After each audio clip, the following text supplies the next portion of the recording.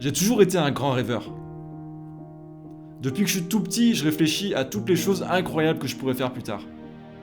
Mais une grande majorité de ces choses dont je rêvais, je les ai jamais concrétisées. Et je pense qu'il y a plusieurs raisons à ça. Je vais donc vous parler de ces 4 choses qui, à mon sens en tout cas, sont les principales raisons pour lesquelles on a peur de se lancer et de suivre ses rêves. Obligé de parler de ça en premier, se comparer aux autres, c'est quelque chose que j'ai énormément fait par le passé et je pense que je suis pas le seul, on est beaucoup à souffrir de ça et pourtant c'est vraiment quelque chose de très toxique le fait de se comparer aux autres. Malheureusement, ce qu'il faut bien vous mettre dans la tête, c'est qu'il y aura toujours quelqu'un qui travaille plus que vous, qui se fait plus d'argent que vous, qui fait plus de vues que vous. Et le fait de se comparer sans cesse, ça va pas vous motiver du tout. Loin de là, ça va plutôt vous démotiver, vous allez avoir toujours l'impression que vous êtes plus nul que les autres. Par contre, je ne dis absolument pas qu'il faut pas s'inspirer des autres, au contraire.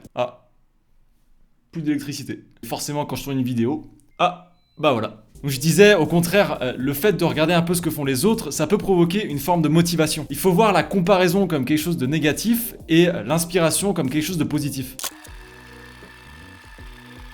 Ça, c'est un point qui est encore très important. Pareil, j'en ai pas mal souffert et je pense qu'on est beaucoup à être dans ce cas-là. C'est de se poser la question de qu'est-ce que les gens vont penser de moi. Moi, j'ai surtout ressenti ça quand je me suis lancé sur YouTube. Au tout début, j'avais une folle envie de le faire, mais il y a une chose qui me retenait, c'était cette peur de m'exposer. Le problème de YouTube, mais c'est aussi le cas pour le métier de vidéaste, de photographe, de graphiste, tous les métiers créatifs, quand on se lance, on va forcément devoir s'exposer. Et on sait pertinemment que quand on s'expose, et surtout sur les réseaux sociaux, on va se faire juger par certaines personnes. C'est très facile de juger derrière son écran, mais on peut aussi se faire juger par son entourage qui pense que c'est pas un métier qui est viable, que c'est instable, pourquoi il se lance là-dedans. Voilà, on va se faire juger. C'est généralement là où on se prend d'ailleurs un bon gros coup de syndrome de l'imposteur. J'en ai fait toute une vidéo que vous pouvez voir juste ici si ça vous intéresse parce que c'est un vrai sujet. Le plus dur là-dedans, encore une fois, c'est le début. Quand on est débutant, on n'a pas confiance en soi, on est encore un peu en train de douter, est-ce qu'on prend la bonne décision ou pas. Et ça va changer avec le temps. C'est plus on va gagner d'expérience, plus on se sent à l'aise, et plus on va prendre confiance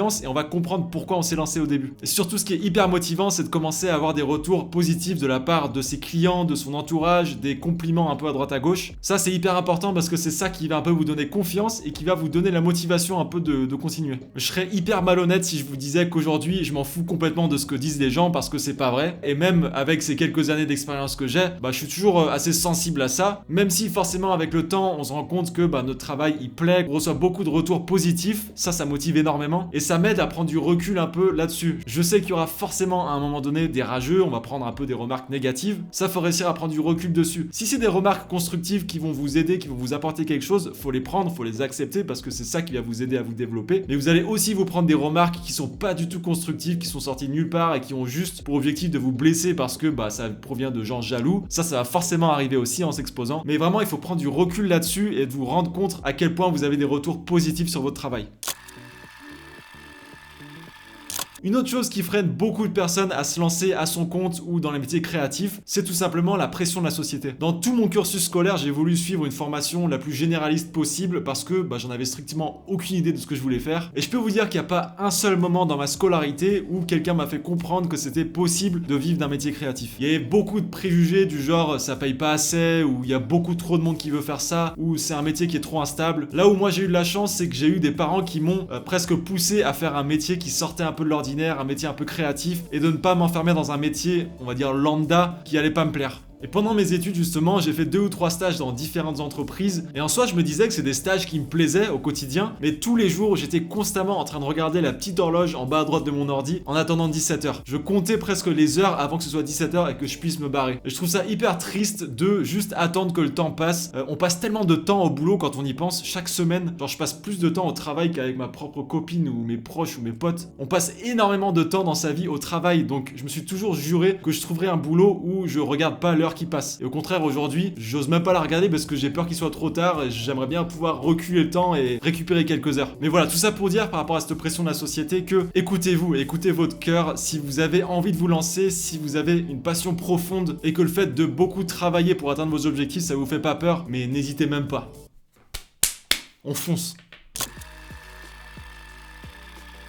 Alors il faut savoir que je suis quelqu'un qui déteste faire des erreurs depuis toujours. Il faut que tout soit ultra réfléchi pour éviter de faire la moindre erreur. Il y a une phrase que j'adore et que je trouve ultra importante, c'est un peu un mindset à avoir, c'est de s'autoriser à être un débutant. Toutes les personnes qui vous ont inspiré à un moment donné dans vos vies, que ce soit Will Smith, Michael Jordan, toutes ces personnes, elles ont commencé quelque part, ils ont été débutants. Comme on dit toujours, c'est en faisant des erreurs qu'on apprend et ça c'est juste tellement vrai. Vous allez apprendre énormément en sautant dans l'inconnu, vous allez être obligé de vous adapter, de comprendre, d'apprendre et c'est juste hyper enrichissant. Autre chose que je voulais vous dire, c'est que la peur, elle sera toujours un peu présente. Elle va pas s'en aller comme ça parce que même après 7 ans dans le monde de la vidéo, j'ai toujours une petite boule au ventre quand j'envoie une vidéo à un client en attendant son retour. J'ai toujours un peu d'appréhension juste avant de publier une vidéo sur YouTube. Mais c'est ça aussi que j'aime bien, c'est aussi de me challenger au quotidien. Mais il faut vraiment vous poser la question, qu'est-ce qui vous fait le plus peur? Est-ce que c'est de prendre le risque de vous lancer maintenant et de suivre votre passion? Ou est-ce que c'est de vivre avec le regret de ne jamais s'être lancé?